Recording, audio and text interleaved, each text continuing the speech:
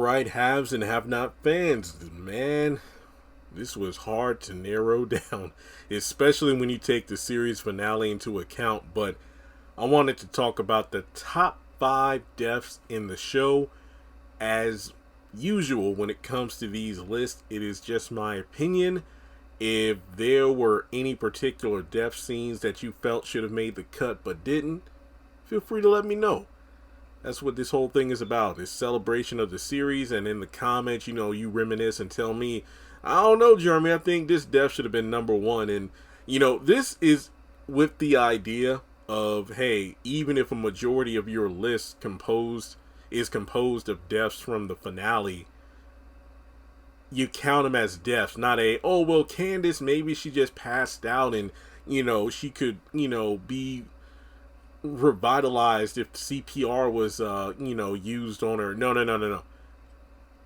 Work under the assumption that everybody that quote unquote died in the finale is actually dead. All right, spoiler alert, only one of those particular deaths made it on my list. So number 5, we got Quincy. This was pretty intense because he was literally on the verge of killing Candace, strangling this woman, until Jeffrey came in and, helped her out. And I think there was, the butcher knife from the kitchen that he used to stab his ass like a good 15-20 times in the back before he finally passed out from blood loss. And technically, Jeffrey didn't kill him. He eventually regained consciousness, and Candace let him die because she didn't call 911.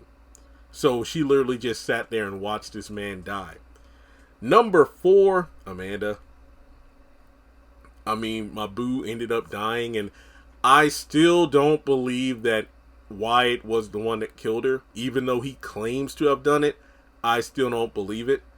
The fact that we had this huge mystery, this was like one of the first big mysteries of the show. And if I'm not mistaken, the first death of the series, and it was a question of who did it and why. However, we never found out. Was it Professor Cannon's wife? Was it Celine? Was it Wyatt? Was it Catherine? Did she have a gun hidden somewhere because she knew her daughter was running around pointing guns at everybody's head during the night?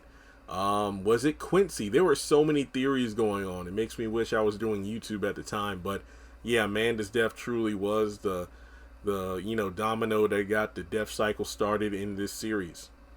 Number 3, and this one still gives me chills. Oscar, when, he was fighting Candace in the hotel room.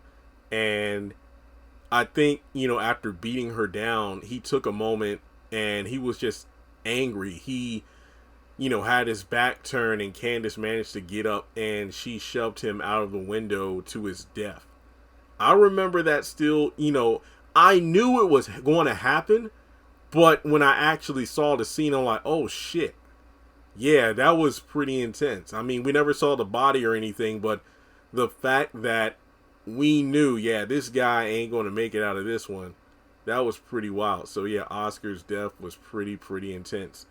Number 2, even though, maybe she isn't, dead. Catherine Cryer. Her death, allegedly, was the most, impactful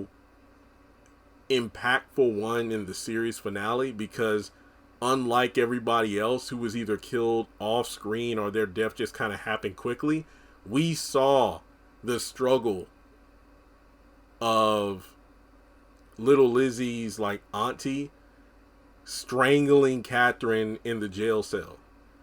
We saw that look in her face where it's like, oh damn, Catherine's really not going to make it out of this one.